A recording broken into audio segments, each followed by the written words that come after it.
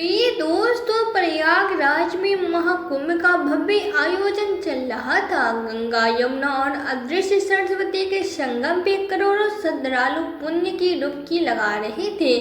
हर तरफ आस्था का अद्भुत सागर लहरा रहा था। संत महात्मा, साधु, सन्यासियों और नागा बाबाओं का विशाल जमावाड़ा था। कहीं मंत्र उच्चारण हो रहा था तो कहीं ध्यान योग में लीन तपस्वी सिद्ध प्राप्ति करने की साधना कर रहे थे। पूरी संगम नगरी में आध्यात्मिक ऊर्जा का संचार हो रहा था और महाशिवरात्रि की यह रात इस महाकुंभ को और भी दिव्य बना रही थी।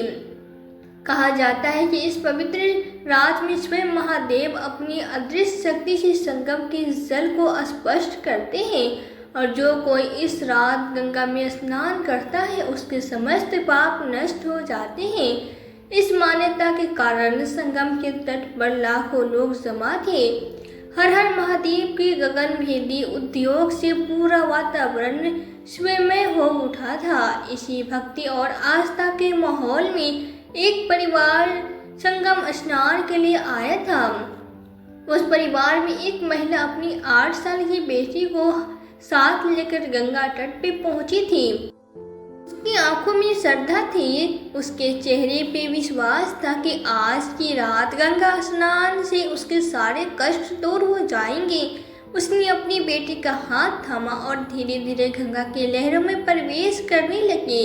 लेकिन जैसे ही वो कुछ कदम आगे बढ़ी, अचानक भीड़ में धक्का लगा और उसकी नन्ही बच्ची उसके हाथ से छूटकर गंगा की तेज धारा में बहने लगी। महिला ने चीखते हुए पुकार लगाई, बचाओ, मेरी बेटी को बचाओ। लेकिन उसकी चीखें भक्तों के नारों और मंत्र उच्चारण की ध्वनि में दब गई।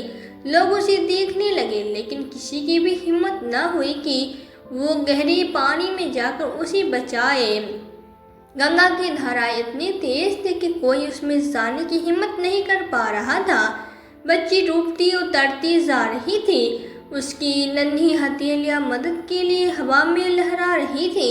उसकी माँ किनारे पे खड़ी बिलख रही थी लेकिन कोई आगे नहीं बढ़ा। अचानक आकाश में विचित्र घटना घटी।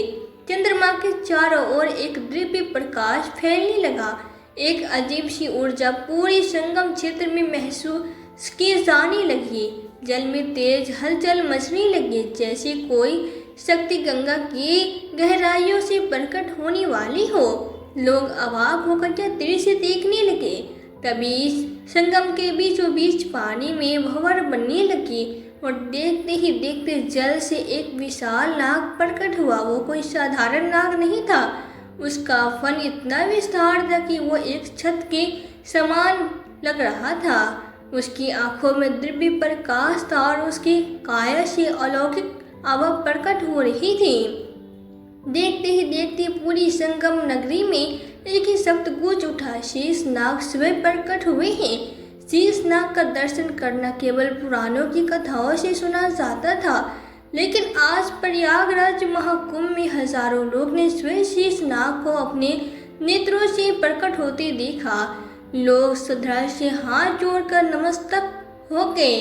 यह चमत्कारी दृश्य देख हर कोई स्तब्ध रह गया। शेषनाग धीरे धीरे अपनी विशाल काया को संगम से आगे बढ़ाने लगे। कि फन की छाया गंगा के जल पे पड़ रही थी। उन्होंने अपनी विशाल देह से गंगा के लहरों को थाम लिया और फिर अपनी लंबी जीभ लपलपाते हुए उन्होंने अपनी दृष्टि उस बच्ची पे डाली जो अब लगभग गहरे पानी में समाने वाली थी। शेषनाग का एक फन धीरे धीरे नीचे झुका और उन्होंने अपनी फन से उस बच्ची को उठा लिया। लोग सांस रोक कर यह दृश्य देख रहे थे। बच्ची अब पूरी तरह से शेषनाग के फन पे सुरक्षित थी। उसकी आंखें बंद थी लेकिन उसकी शरीर पूरी तरह से ठीक था। गंगा के लहरों ने उसका एक बाल भी बांका नहीं किया था। यह देखकर वहां मौजूद साधु, संत, महात्मा और श्रद्धालु भाव विभोर हो गए। हर हर महादेव और नागराज के जय के नारे गूंज उठे। ऐसा चमत्कार किसी ने कभी नहीं देखा था। साधु सन्यासी ध्यान में बैठ गए। नागा बाबाओं ने इसे शिव की लीला बताया। लोगों की आंखों में श्रद्धा के आंसू थे। उन्होंने अपने हाथ जोड़ लिए और यह मान लिया कि स्वयं शिव इस बच्चे की रक्षा के लिए शेषनाग को भेजा है। लोग एक दूसरे से कहने लगे कि महाशिवरात्रि की यह रात स्वयं भगवान के चमत्कार का गवाहपन नहीं है। इस बीच शेषनाग ने धीरे धीरे बच्ची को किनारे तक पहुंचाया। उसकी माँ दौड़ कर आई और अपनी बेटी को गले से लगा लिया। उसने रोते हुए शेषनाग की ओर देखा, लेकिन जैसे ही उसने अपने सिर उठाया उसने देखा कि शेषनाग धीरे धीरे संगम के जल में विलीन हो रही थे। उनके साथ गंगा की लहरें शांत हो गई और वातावरण में दिव्य ऊर्जा का संचार होने लगा। लेकिन यह चमत्कार यहीं खत्म नहीं हुआ। जैसे ही बच्ची ने अपनी आंखें खोली उसकी आंखों में एक अद्भुत चमक थी। ऐसा लग रहा था जैसे वो किसी दैवीय शक्ति से भर गई हो। उसकी माँ ने उसे अपने सीने से लगाया और रोते हुए शिव को धन्यवाद देने लगी। तभी वहाँ एक वृद्ध सन्यासी आए। उन्होंने मुस्कुराते हुए बच्ची की ओर देखा और कहा, यह कोई साधारण बच्ची नहीं है, यह गंगा की संतान है।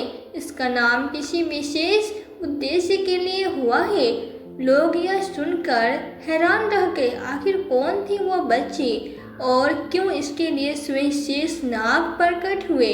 क्या यह किसी दैवीय शक्ति का संकेत था? यह सवाल वहां मौजूद सभी लोगों के मन में उठने लगे। लेकिन इस घटना के बाद प्रयागराज महाकुंभ का माहौल पूरी तरह बदल गया। साधु संत इस घटना को ध्यान से देखने लगे। श्रद्धालु इसे एक दैवीय संकेत मानने लगे और गंगा किनारे बैठकर ध्यान करने लगे। इस घटना के पीछे क्या रहस्य छिपा है? महाशिवरात्रि की यह रात केवल एक चमत्कार नहीं बल्कि ऐतिहासिक घटना बन गई। इस घटना के बाद हर महाकुंभ में लोग यह कथा सुनाने लगे कि कैसे स्वयं शेषनाग ने 8 साल की बच्ची को बचाने के लिए अपने दिव्य स्वरूप में प्रकट होकर पूरी दुनिया को चमत्कृत कर दिया था। दोस्तों, अपनी राय हमें कमेंट बॉक्स में लिखकर ज़रूर बताएं। कहानी को लोगों के साथ शेयर करें। यदि वीडियो अच्छी लगी हो तो वीडियो को लाइक करें और चैनल को सब्सक्राइब ज़रूर करें ताकि हमें थोड़ा सा हौसला मिले आप लोगों के लिए ऐसी ही अच्छी वीडियो बनाने के लिए।